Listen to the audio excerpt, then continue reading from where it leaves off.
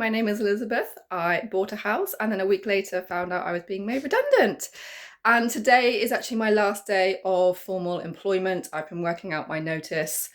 Today is the very last day, so I'm going to pop into the office and drop off all of my equipment. I'm going to be the only one in the office though, other than the owner, because everyone else has already left. So I'm the last one. So it might be a little bit awkward. I'm sure it'll be fine. But I'm also going to try and have a chat with him about some potential freelance work. You don't know unless you ask. So we'll see how that goes. But fingers crossed it's not going to be too much of an awkward day. I'm the only person in the building at the moment. I forgot that it's half term. So I think a lot of people that share the building are probably on half term with their kids. It's just me here for the moment. Oh, right, I've dropped off all my stuff. I've had a chat with my now old boss. There is some potential for some freelance work, maybe in a couple of months' time. So that's something positive. I am now off to meet another potential client who wants some freelance work. Luckily, she's local to me, which is lovely. So I'm going to go meet her now. Hello, right, I'm back from my second interview with that particular potential client. They've got one other person that they're going to interview, and then I will hopefully hear back tomorrow.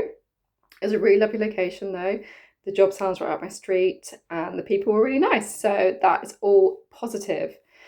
I do also have a second interview this afternoon with another potential client that I spoke to last week. So we're just going to have another second interview today and we'll see how that goes. So work-wise, hopefully I will have enough freelance work to keep me going. Gardening-wise, I still have not had a chance to do a leaflet job. It has been so hot.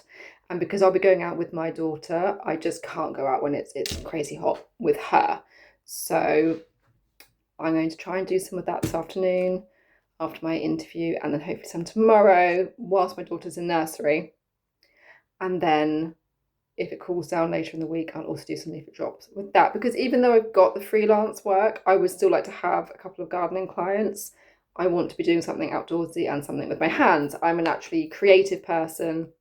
I don't really want to be stuck in front of a computer all day, every day. That really isn't what I want. Now, it's worth noting that I have not secured either of those roles. And as of today, I have no employment and no income, which is a little bit daunting. And I do have to keep on reminding myself that if I don't have those roles that I've interviewed for, then I literally have no income.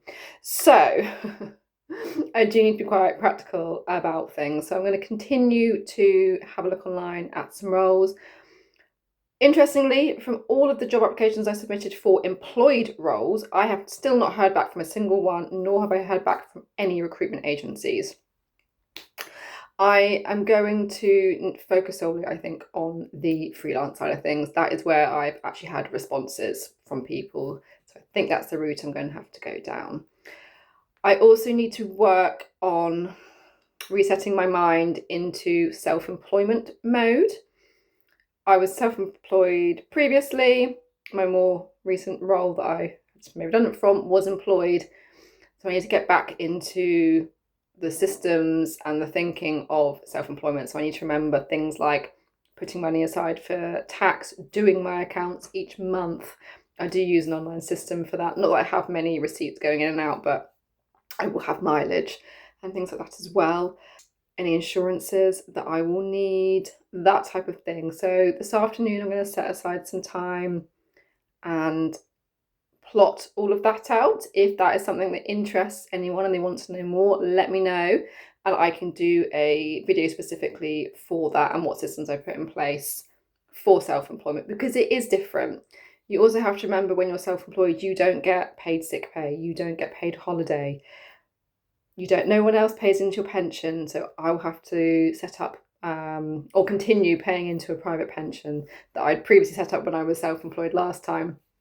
So as much as there are perks to being self-employed, there are also downfalls, and it's just planning for those. I'm also looking to set up my own business hosting craft classes for both adults and children. So I need to work on that some more as well.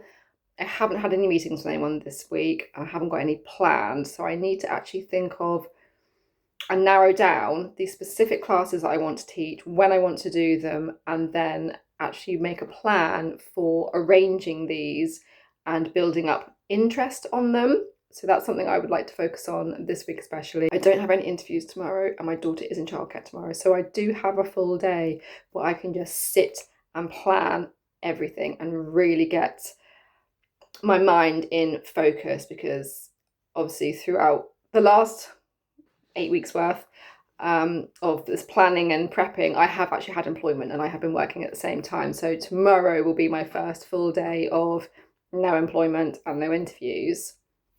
And I'm going to have a full day of just planning and plotting and working out. So next week, I should hopefully have a more detailed list of things I'm doing and have done for you. But yeah, that is the update for this week. Fingers crossed on the interviews. I do hope I get them because I do need some income coming in. And please let me know if you would like more information on setting up as self-employed. I can maybe link that in with a video about freelancing in general. There were a couple of people who said that yes, a video on freelancing would be really helpful. So maybe I can merge the two in something useful for you all. So anyway, hope you enjoyed this video and I will see you next week.